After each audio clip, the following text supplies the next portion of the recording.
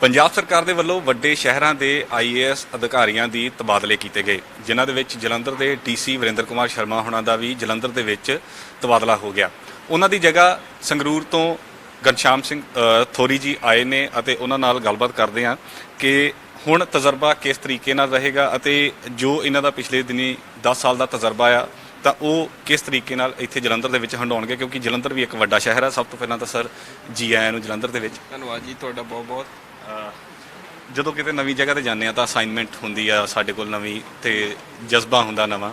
ਤੁਸੀਂ ਉੱਥੋਂ ਜਲੰਧਰ ਇੱਕ ਵੱਡਾ ਸ਼ਹਿਰ ਹੈ, ਕੀ ਸੋਚ ਕੇ ਮਨ ਦੇ ਵਿੱਚ ਆਏ ਹੋ, ਕਿਉਂਕਿ ਪ੍ਰੂਫ ਵੀ ਕਰਨਾ ਹੁੰਦਾ ਇੱਕ ਆਪਣਾ ਆਪ ਨਵੀਂ ਅਸਾਈਨਮੈਂਟ ਦੇ ਉੱਪਰ। ਜੀ ਜੀ ਦੇਖੋ, ਜਿੱਥੇ ਤੱਕ ਮੇਰਾ ਬੈਕਗਰਾਉਂਡ ਹੈ ਸਰਵਿਸ ਦਾ, ਤੇ ਮੈਂ 4.5 ਸਾਲ ਇਨਫੈਕਟ ਮੈਂ ਆਪਣੀ ਸਰਵਿਸ ਦਾ ਮੈਜੋਰਿਟੀ ਹਿੱਸਾ ਲੁਧਿਆਣੇ 'ਚ ਬਿਤਾਇਆ। ਸਰਵਿਸ ਦਾ ਅੱਧਾ ਹਿੱਸਾ ਮੇਰਾ ਲੁਧਿਆਣੇ ਜ਼ਿਲ੍ਹੇ 'ਚ ਰਿਹਾ, ਕਿਉਂਕਿ ਮੈਂ ਐਸਡੀਐਮ ਸਮਰਾਲਾ ਸੀਗਾ, ਐਸਡੀਐਮ ਪਾਇਲ ਸੀਗਾ। ਫਿਰ ਮੈਂ 2.5 ਸਾਲ ਉੱਥੇ ਨਗਰ ਨਿਗਮ ਲੁਧਿਆਣਾ ਦੇ ਵਿੱਚ ਰਿਹਾ, ਜਿਸ 'ਚ ਮੈਂ ਬਾਅਦ 'ਚ ਪਹਿਲਾਂ ਐਡੀਸ਼ਨਲ ਕਮਿਸ਼ਨਰ ਸੀਗਾ, ਫਿਰ ਕਮਿਸ਼ਨਰ ਨਗਰ ਨਿਗਮ ਲੁਧਿਆਣਾ ਰਿਹਾ। ਸੋ ਇਹ ਜਿਹੜਾ ਆਪਾਂ ਕਹਿੰਦੇ ਵੀ ਅਰਬਨ ਏਰੀਆ ਦੀ ਗੱਲ ਹੈ, ਤਾਂ ਅਰਬਨ ਏਰੀਆ ਦਾ ਸਿਗਨੀਫੀਕੈਂਟ ਐਕਸਪੋਜਰ ਹੈ। ਬਾਕੀ ਐਜ਼ ਅ ਸਿਟੀਜ਼ਨ ਜਿਹੜਾ ਹੈ, ਮੈਂ 11 ਸਾਲ ਮੁੰਬਈ ਤੇ ਦਿੱਲੀ ਦੇ ਵਿੱਚ ਰਿਹਾ। ਤੇ ਵੱਡੇ ਸ਼ਹਿਰਾਂ ਦਾ ਵੈਸੇ ਰਹਿਣ ਦਾ ਹੋਰ ਈਵਨ ਐਡਮਿਨਿਸਟ੍ਰੇਟਿਵਲੀ ਐਕਸਪੋਜਰ ਹੈ। ਫਿਰ ਮੈਂ 3 ਜਿਹੜੇ ਹੈ ਕਹਿ ਲਓ ਬਠਿੰਡਾ ਡੀਸੀ ਰਿਹਾ, ਬਰਨਾਲਾ ਐਂਡ ਸੰਗਰੂਰ ਰਿਹਾ। ਸੋ ਇੱਕ ਫੇਅਰ ਐਡਮਿਨਿਸਟ੍ਰੇਟਿਵ ਐਕਸਪੀਰੀਅੰਸ ਮੈਂ ਕਹਿ ਸਕਦਾ, ਠੀਕ ਹੈ। ਬਾਕੀ ਕਿਉਂਕਿ ਇਹ ਸਾਰੀ ਮੇਰੀ ਸਰਵਿਸ ਹੈ ਉਹ ਮਾਲਵਾ ਏਰੀਆ ਦੀ ਰਹੀ ਹੈ, ਇਹ ਦੁਆਬਾ ਦਾ ਹੈ। ਸੋ ਸਮ NRI ਚੈਲੰਜਸ ਹੈ, ਸਤਲੁਜ ਦਰਿਆ ਦਾ ਹੈ, ਉਹ ਕੁਝ ਨਵੇਂ ਇਸ਼ੂਜ਼ ਹੋਣਗੇ। ਬਟ ਬਾਈ ਐਂਡ ਲਾਰਜ ਜਿੱਦਾਂ ਆਪਾਂ ਕੋਈ ਜਲੰਧਰ ਮਿਊਨਿਸਪਲ ਕਾਰਪੋਰੇਸ਼ਨ ਦੀ ਗੱਲ ਕਰੀਏ, ਕਿਉਂਕਿ ਅਰਬਨ ਏਰੀਆ ਦੇ ਵਿੱਚ ਕਾਰਪੋਰੇਸ਼ਨ ਨੂੰ ਰਿਲੇਟਡ ਉਹਦਾ ਕਿਉਂਕਿ 2.5 ਸਾਲ ਮੈਂ ਰਿਹਾ, ਰੈਦਰ ਮੈਂ ਕਦੀ ADC ਫੁੱਲ ਟਾਈਮ ਨਹੀਂ ਰਿਹਾ, ਵਾਧੂ ਚਾਰਜ 'ਚ ਰਿਹਾ। ਸੋ ਫਰੋਮ SDM ਕਾਰਪੋਰੇਸ਼ਨ ਤੇ DC, so fair degree of idea ਹੈ। ਬਾਕੀ ਮੈਂ ਚਾਹਾਂਗਾ ਵੀ ਸਾਰੇ ਸਟੇਕ ਹੋਲਡਰਸ ਦਾ ਕੋਆਪਰੇਸ਼ਨ ਰਵੇ, ਕਿਉਂਕਿ ਹੁਣ ਇਸ ਟਾਈਮ ਜਿਹੜਾ ਹੋਰ ਕੰਮਾਂ ਦੇ ਉੱਤੇ ਸਭ ਦੇ ਉੱਤੇ ਲੜਾਈ ਕੋਵਿਡ ਦੇ ਨਾਲ ਲੜਨ ਦੀ ਹੈ।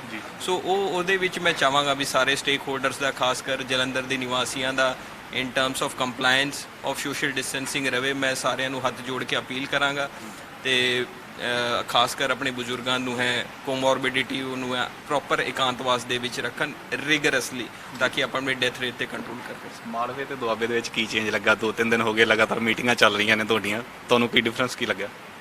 ਮਾਲਵੇ ਦੁਆਬੇ ਦੇ ਵਿੱਚ ਹਲੇ ਤਾਂ ਬਹੁਤ ਅਰਲੀ ਹੈ ਇਹ ਕਹਿਣ ਦੇ ਵਿੱਚ ਵੀ ਕੋਈ ਡਿਫਰੈਂਸ ਹੈ, ਬਟ ਲਾਰਜਲੀ ਬਹੁਤ ਹੀ ਪੋਜ਼ਿਟਿਵ ਐਕਸਪੀਰੀਅੰਸ ਹੈ ਹੁਣ ਤੱਕ। ਸੋ ਐਵਰੀਬਡੀ ਇਜ਼ ਕੋਆਪਰੇਟਿਵ।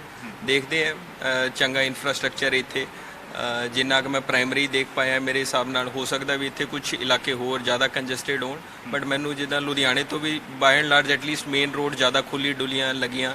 ਸੋ ਇਹ ਮੇਰੀ ਅਰਲੀ ਅਸੈਸਮੈਂਟ ਹੈ। ਆਫਿਸਰਸ ਵੀ ਇੱਥੇ ਸਾਰੇ ਪੋਸਟਡ ਨੇ, ਪੋਸਟ ਕੋਈ ਵੇਕੈਂਟ ਨਹੀਂ ਹੈ। ਕੰਪੀਟੈਂਟ ਆਫਿਸਰ, ਸਗੋਂ ਮੈਂ ਦੇਖ ਰਿਹਾ ਸੀਗਾ IAS ਆਫਿਸਰ ਹੀ 3 ਸਾਡੇ ਕੋਲ, 2 SDM IAS ਹੈ, IAS ਅੰਡਰ ਟ੍ਰੇਨਿੰਗ ਚੰਗੇ ਕੰਪੀਟੈਂਟ PCS ਆਫਿਸਰ ਹੈ। ਤਾਂ ਮੈਨੂੰ ਲੱਗਦਾ ਐਡਮਿਨਿਸਟ੍ਰੇਟਿਵ ਸੈਟਅਪ ਇੱਥੇ ਕਾਫੀ ਚੰਗਾ ਹੈ।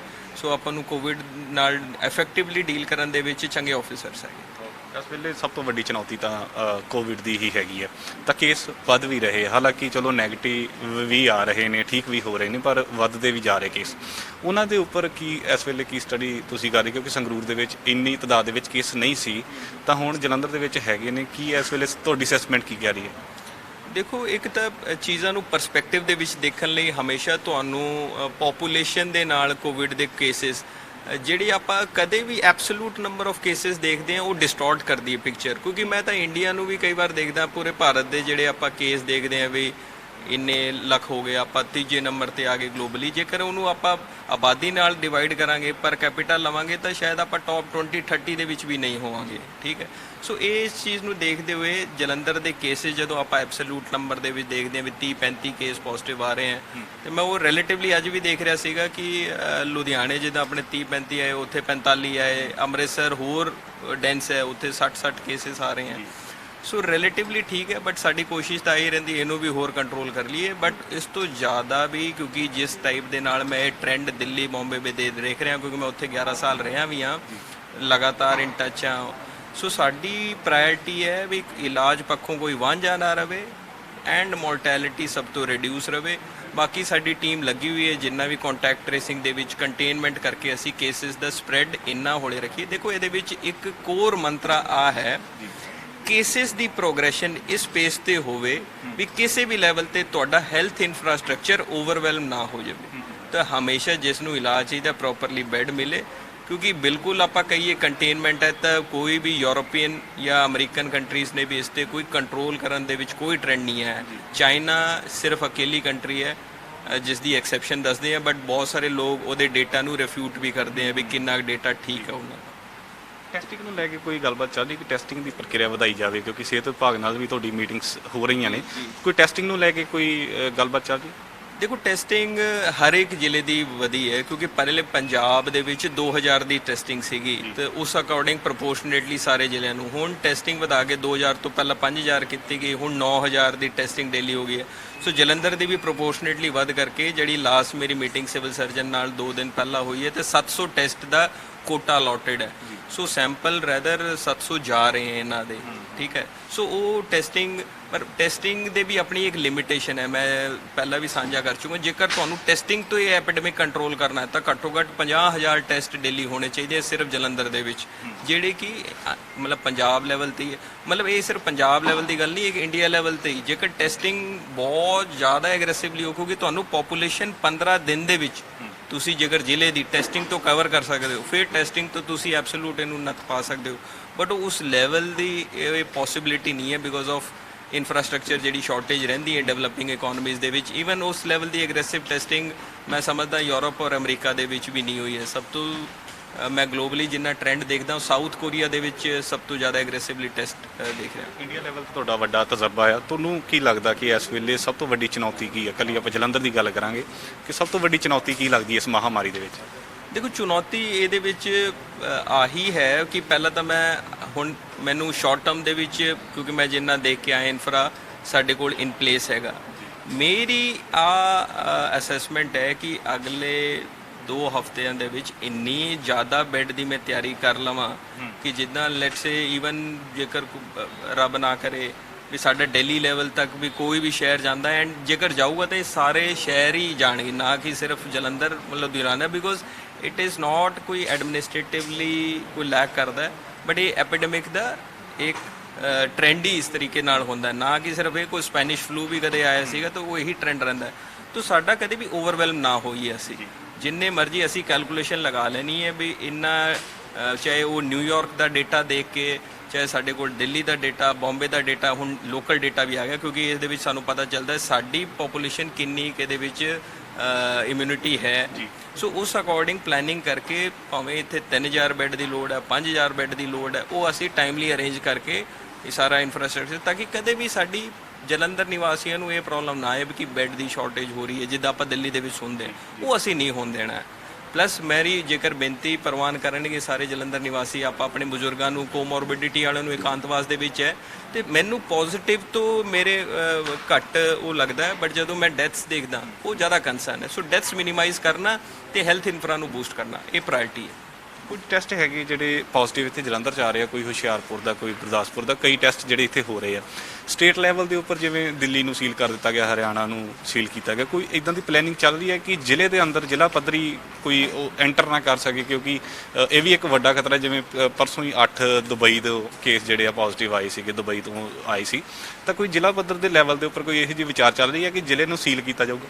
ਦੇਖੋ ਕੰਪਲੀਟ ਲੋਕਡਾਊਨ ਮੈਂ ਤੁਹਾਨੂੰ ਦੱਸਦਾ, ਕਿਉਂਕਿ ਜਦੋਂ ਇਹ ਇਨੀਸ਼ੀਅਲੀ ਕਰਫਿਊ ਜਦੋਂ ਲੋਕਡਾਊਨ ਅਨਾਉਂਸ ਕੀਤਾ ਗਿਆ ਸੀਗਾ 23 ਮਾਰਚ ਨੂੰ, 24 ਮਾਰਚ ਨੂੰ, 23 ਮਾਰਚ ਨੂੰ, ਤੇ ਉਦੋਂ 2 ਦਿਨਾਂ ਦੇ ਵਿੱਚ ਹਰੇਕ ਜ਼ਿਲ੍ਹੇ ਦੇ ਵਿੱਚ ਇੰਨੀ ਹਾਹਾਕਾਰ ਮਚੀ, ਕਿਉਂਕਿ ਸਪੈਸ਼ਲਿਸਟ ਮੈਡੀਸਿਨ, ਈਵਨ ਮੈਂ ਦੇਖਿਆ ਤੁਸੀਂ ਡਿਸਟ੍ਰਿਕਟ ਛੱਡੋ ਸਟੇਟ ਨੂੰ ਵੀ ਸੀਲ ਕਰ ਦਿਓ ਤਾਂ ਇਦਾਂ ਦੀ ਦਵਾਈਆਂ, ਮੈਂ ਉਦੋਂ ਸੰਗਰੂਰ ਸੀਗਾ, ਉਹਨਾਂ ਨੂੰ ਲੋੜ ਸੀਗੀ ਜਿਹੜੀ ਕਿ ਬੱਦੀ ਤੋਂ ਆਉਂਦੀ ਹੈ।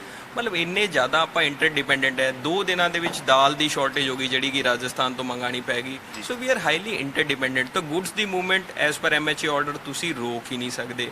ਸੋ ਹੁਣ ਤਾਂ ਆਈਡੀਆ ਹੈ ਕਿ ਸਿਲੈਕਟਿਵਲੀ ਤੁਸੀਂ ਵਿਦਿਨ ਲੋਕਡਾਊਨ ਦੇ ਵਿੱਚ ਜਿੰਨਾ ਸਕ੍ਰੈਨ ਕਰ ਸਕਦੇ ਹੋ ਉਹਨਾਂ ਨੂੰ ਕਰੋ, ਕੰਟੇਨ ਕਰੋ। ਕਿਸੇ ਏਰੀਆ ਦੇ ਵਿੱਚ ਬਹੁਤ ਜ਼ਿਆਦਾ ਕੇਸਿਸ ਹੋ ਗਏ ਨੇ, 15 ਕੇਸਿਸ ਦਾ ਨੋਰਮ ਹੈ, ਤੁਹਾਨੂੰ ਕੰਟੇਨਮੈਂਟ ਜ਼ੋਨ ਡਿਕਲੇਅਰ ਕਰਨ ਦਾ, ਉੱਥੇ ਕਰਕੇ ਉਹਨੂੰ ਸੀਲ ਕਰ ਦਿਓ। ਉੱਥੇ ਤੁਸੀਂ ਕਰਫਿਊ ਵੀ ਲਗਾ ਸਕਦੇ ਹੋ, ਦੁਕਾਨਾਂ ਵੀ ਬੰਦ ਕਰਾ ਸਕਦੇ ਹੋ ਜੇਕਰ ਕਿਸੇ ਪਾਰਟਿਕੂਲਰ ਏਰੀਆ ਦੇ ਵਿੱਚ ਜ਼ਿਆਦਾ ਹੋ ਗਿਆ, ਤਾਂ ਕਿ ਉੱਥੋਂ ਸੰਕਰਮਣ ਬਾਹਰ ਨਾ ਫੈਲੇ। ਸੋ ਸਿਲੈਕਟਿਵ ਸਟ੍ਰੈਟਜੀ ਵਿਲ ਵਰਕ। ਦੁਬਾਰਾ ਡਿਸਟ੍ਰਿਕਟ ਸੀਲ ਕਰਨ ਦੇ ਅੰਟਿਲ ਅਨਲੈਸ MHA ਡਿਸਾਈਡ ਕਰੇ ਜਾਂ ਸਟੇਟ ਗਵਰਨਮੈਂਟ ਡਿਸਾਈਡ ਕਰੇ, ਹਲੇ ਸ਼ਾਰਟ ਟਰਮ ਦੇ ਵਿੱਚ ਕੋਈ ਪਲੈਨਿੰਗ ਇਸ ਤਰੀਕੇ ਦੀ ਨਹੀਂ ਹੈ। ਬਟ ਸਾਡੀ ਇਹ ਜ਼ਰੂਰ ਪਲੈਨਿੰਗ ਹੈ ਵੀ ਜਿੰਨੇ ਵੱਧ ਤੋਂ ਵੱਧ ਸਾਡੇ NRIs ਹੈ ਜਿਹੜੇ ਆ ਰਹੇ ਨੇ ਉਹਨਾਂ ਨੂੰ ਕੁਆਰੰਟੀਨ ਕੀਤਾ ਜਾਵੇ, ਆਰਗੇਨਾਈਜ਼ ਮੂਵਮੈਂਟ ਨੂੰ ਕੁਆਰੰਟੀਨ ਕਰਕੇ ਟੈਸਟ ਕੀਤਾ ਜਾਵੇ। ਆਉਣ ਵਾਲੇ ਦਿਨਾਂ ਦੇ ਵਿੱਚ ਕੇਸ ਵੱਧਦੇ ਆ ਕਿਉਂਕਿ ਹੁਣ 3 ਦਿਨ ਲਗਾਤਾਰ ਹੋ ਗਏ, 31 ਆਏ, ਇੱਕ ਦਿਨ 35 ਆਏ, ਮੌਤਾਂ ਵੀ ਹੋ ਰਹੀਆਂ ਨੇ। ਅਗਰ ਕੇਸ ਵੱਧਦੇ ਆ ਜਾਂ ਮੌਤਾਂ ਵੱਧਦੀਆਂ ਨੇ ਤਾਂ ਫਿਰ ਕੀ ਇਹਦੇ ਉੱਪਰ ਵਿਚਾਰ ਹੋ ਸਕਦੀ ਹੈ? ਦੇਖੋ ਇਹ ਜਿਹੜਾ ਸਾਰਾ ਐਪੀਡੈਮਿਕ ਦਾ ਟ੍ਰੈਂਡ ਹੈ, ਠੀਕ ਹੈ ਨਾ, ਐਪੀਡੈਮਿਕ ਦੇ ਟ੍ਰੈਂਡ ਦੇ ਅਕੋਰਡਿੰਗ ਜਦੋਂ ਚੀਜ਼ਾਂ ਚੱਲ ਰਹੀਆਂ, ਬਿਕੋਜ਼ ਇਹ ਤੁਸੀਂ ਜਦੋਂ ਦੇਖੋਗੇ ਕੇਸ ਅਗਰ ਜਲੰਧਰ ਦੇ ਵਧ ਰਹੇ ਹੋਣਗੇ ਪ੍ਰੋਪੋਰਸ਼ਨੇਟਲੀ ਲੁਧਿਆਣਾ, ਅੰਮ੍ਰਿਤਸਰ ਉਹ ਸੇਮ ਪੈਟਰਨ ਦੇ ਵਿੱਚ ਚੱਲ ਰਿਹਾ ਹੋਊਗਾ। ਐਂਡ ਇਸੇ ਨੂੰ ਇਹੀ ਦੇਖਣਾ ਕਿ ਅਸੀਂ ਇਸ ਪੈਟਰਨ ਤੇ ਚੱਲੇ, ਕਦੇ ਵੀ ਅਸੀਂ ਓਵਰਵੈਲਮ ਹੈਲਥ ਪੱਖੋਂ ਨਾ ਹੋਈਏ, ਠੀਕ ਹੈ ਨਾ। ਸੋ ਕਿਉਂਕਿ ਕੰਟੇਨਮੈਂਟ ਦੀ ਕਾਸਟ ਵੀ ਬਹੁਤ ਜ਼ਿਆਦਾ ਹੁੰਦੀ ਹੈ, ਲਾਈਵਲੀਹੁੱਡ ਲਾਸ ਹੁੰਦੀ ਹੈ, ਉੱਥੇ ਵੀ ਆਪਣਾ ਇੱਕ ਟ੍ਰੇਡ ਆਫ ਹੈ, ਠੀਕ ਹੈ। ਸੋ ਪ੍ਰੋਬੇਬਲੀ ਇਹੀ ਰੀਜ਼ਨ ਹੈ ਕਿ ਲੋਕਡਾਊਨ ਜਿਹੜਾ ਇਨੀਸ਼ੀਅਲੀ ਹੋਇਆ ਨੈਸ਼ਨਲ ਲੈਵਲ ਤੇ 2 ਮਹੀਨੇ, ਉਹ ਸਾਨੂੰ ਹਰੇਕ ਡਿਸਟ੍ਰਿਕਟ ਨੂੰ ਇੰਡੀਆ ਦੇ 600 ਤੋਂ 700 ਜ਼ਿਲ੍ਹੇ ਦੇ ਵਿਚਕਾਰ ਜਿਹੜੇ ਹੈਗਾ ਸਾਰਿਆਂ ਨੂੰ ਇਹ ਟਾਈਮ ਮਿਲ ਗਿਆ ਕਿ ਤੁਸੀਂ ਆਪਣੇ ਹੈਲਥ ਇਨਫਰਾਸਟ੍ਰਕਚਰ ਤਿਆਰ ਕਰ ਲਓ, ਤਿਆਰੀ ਕਰ ਲਓ। ਉਹ ਤਿਆਰੀਆਂ ਹੋ ਗਈਆਂ ਨੇ ਮੁਕੰਮਲ। ਸੋ ਉਸ ਅਕੋਰਡਿੰਗ ਮੈਨੂੰ ਲੱਗਦਾ ਨਹੀਂ ਕਿ lockdown is a very expensive strategy, ਠੀਕ ਹੈ। ਸੋ ਬਟ ਠੀਕ ਹੈ, ਜਦੋਂ ਤੱਕ ਸਾਡਾ ਹੈਲਥ ਇਨਫਰਾਸਟ੍ਰਕਚਰ ਹੈ ਐਕਸਟ੍ਰੀਮ ਮੈਜਰ ਦੀ ਸ਼ਾਇਦ ਲੈਣ ਦੀ ਲੋੜ ਨਾ ਪਵੇ। ਕੋਈ ਲੱਗਦਾ ਕਿ ਸਾਡਾ ਹੁਣ ਹੈਲਥ ਇਨਫਰਾਸਟ੍ਰਕਚਰ ਹੀ ਡੀਲ ਕਰਨ ਦੇ ਵਿੱਚ ਓਵਰਵੈਲਮ ਹੋ ਰਿਹਾ ਤਾਂ ਫਿਰ ਉਹ ਗਵਰਨਮੈਂਟ ਡਿਸੀਜਨ ਲਊਗੀ, ਗਵਰਨਮੈਂਟ ਦੇ ਕੰਸਲਟੇਸ਼ਨ ਦੇ ਨਾਲ ਹੀ ਫਿਰ ਅੱਗੇ ਕੋਈ ਐਕਸ਼ਨ ਹੋਊਗਾ। ਲੋਕਲ ਲੈਵਲ ਤੇ ਕੰਟੇਨਮੈਂਟ ਏਰੀਆ ਦੇ ਵਿੱਚ ਕਰਫਿਊ ਲਗਾਉਣਾ ਉਹ ਡਿਸਟ੍ਰਿਕਟ ਮੈਜਿਸਟ੍ਰੇਟਸ ਦੇ ਉੱਤੇ ਐਸ ਪਰ SOP ਛੱਡਿਆ ਹੋਇਆ। ਆਖਰੀ ਸਵਾਲ ਆ, ਪਹਿਲੀ ਮੁਲਾਕਾਤ ਆਪਣੀ ਜ਼ਿਆਦਾ ਘੁਮਾ ਕੇ ਸਵਾਲਾਂ ਜਵਾਬ ਆਪਾਂ ਨਹੀਂ ਕਰਾਂਗੇ। ਆਖਰੀ ਸਵਾਲ ਇਹ ਹੈ ਕਿ ਤੁਹਾਡੀ ਮਾਹਰਾਂ ਦੇ ਨਾਲ, ਐਕਸਪਰਟਸ ਦੇ ਨਾਲ ਗੱਲਬਾਤ ਚੱਲ ਰਹੀ ਹੋਊਗੀ, ਕਿੰਨਾ ਕੁ ਚਿਰ ਕਹਿੰਦੇ ਨੇ ਕਿ ਕਰੋਨਾ ਦਾ ਜਿਹੜਾ ਪੀਕ ਆਊਗਾ ਜਾਂ ਫਿਰ ਖਤਮ ਹੋਊਗਾ? ਕਿਉਂਕਿ ਕਹਿੰਦੇ ਸੀਗੇ ਨਾ ਕਿ ਜੁਲਾਈ ਦੇ ਵਿੱਚ ਇਸ ਦਾ ਪੀਕ ਆਊਗਾ। ਹੁਣ ਇਸ ਵੇਲੇ ਤਾਜ਼ਾ ਹਾਲਾਤ ਕੀ, ਕਿਉਂਕਿ ਗਰਮੀ ਦੇ ਵਿੱਚ ਕੁਝ ਕਹਿੰਦੇ ਵੀ ਸੀਗੇ ਗਰਮੀ ਜੇ ਵਧੂਗੀ ਤੇ ਉਹਦੇ ਨਾਲ ਇਹਦਾ ਅਸਰ ਘਟ ਜੂਗਾ। ਤੁਹਾਡਾ ਤਜਰਬਾ, ਤੁਹਾਡੇ ਜਿਹੜੇ ਗੱਲਬਾਤ ਚੱਲ ਰਹੀ ਹੈ ਉਹਨਾਂ ਦੇ ਹਿਸਾਬ ਨਾਲ ਕੀ ਗੱਲਬਾਤ ਸਾਹਮਣੇ ਆਈ ਹੈ? ਦੇਖੋ ਜਿਹੜਾ ਕਿਉਂਕਿ ਇਸ 'ਚ ਕੋਈ ਵੀ ਪ੍ਰੈਡਿਕਟ ਨਹੀਂ ਕਰ ਪਾ ਰਿਹਾ, ਬੜੇ ਪ੍ਰੋਜੈਕਸ਼ਨ ਨਿਕਲੇ। ਅਸੀਂ Boston consultancy group, Princeton consultancy group, ਸਾਰੇ ਕੰਸਲਟੈਂਸੀ ਗਰੁੱਪਸ ਦੀ ਰਿਪੋਰਟਸ ਵੀ ਪੜ੍ਹਦੇ ਰਹੇ ਤੇ ਬਿਕੋਜ਼ ਇਹਦੇ ਵਿੱਚ ਫੈਕਟਰ ਇੰਨੇ ਐਕਸਟ੍ਰੇਨੀਅਸ ਨੇ। ਬਟ ਬ੍ਰੌਡਲੀ ਜਿਹੜੀ ਇੰਡੀਆ ਦੀ, ਕਿਉਂਕਿ ਆ ਵੀ ਜਿਹੜੀ ਆਪਾਂ ਪੀਕ ਦੀ ਗੱਲ ਕਰੀਏ, this is phase 1 of the academic ਜੀ, ਤੇ ਆਪਾਂ ਕਈ ਵਾਰ ਵੇਵ 2 ਵੀ ਆਉਂਦੀ ਹੈ। ਸੋ ਆ ਜਿਹੜੀ ਵੇਵ 1 ਦੀ ਮੋਟੀ ਜੀ ਜੇਕਰ ਮੈਂ ਕੰਸੈਂਸਸ ਦੇਖਾਂ ਤਾਂ 3 ਤੋਂ 4 ਮਹੀਨੇ ਦੀ ਵਿੰਡੋ ਹੈ ਜਿਹਦੇ ਆਪਾਂ ਸਮਝਦੇ ਹਾਂ ਕਿ ਆ ਵੇਵ 1 ਸ਼ੁੱਡ ਸਬਸਾਈਡ ਜੀ। ਜੇਕਰ ਵੇਵ 2 ਆਉਂਦੀ ਹੈ ਸੋ ਉਹਦਾ ਮੈਂ ਨਹੀਂ ਕਹਿ ਸਕਦਾ, ਐਂਡ ਮੈਂ ਕੋਈ ਮੈਡੀਕਲ ਐਕਸਪਰਟ ਨਹੀਂ ਹਾਂ, ਬਟ ਐਟਲੀਸਟ 3-4 ਮਹੀਨੇ ਸਾਨੂੰ ਬਹੁਤ ਜ਼ਿਆਦਾ ਪ੍ਰੀਕਾਸ਼ਨ ਲੈਣ ਦੀ ਲੋੜ ਹੈ। ਧੰਨਵਾਦ ਸਰ ਤੇ ਬੈਸਟ ਆਫ ਲੱਕ ਤੁਹਾਨੂੰ।